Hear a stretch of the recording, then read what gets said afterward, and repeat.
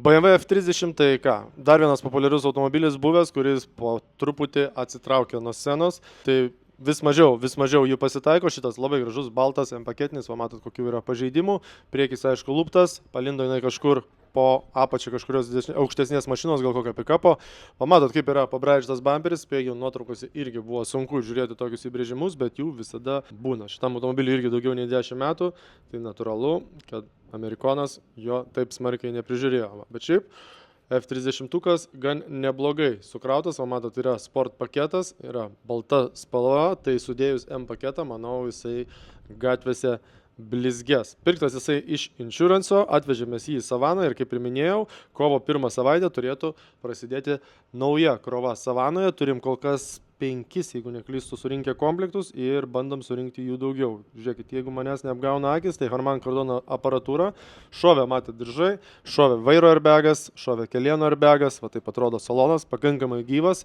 Šitie raudoni salonai iš tikro, išduosiu paslaptį, kad gan gerai išsilaiko ir kad ir mašina sena, jie būna gan geros būklės visada.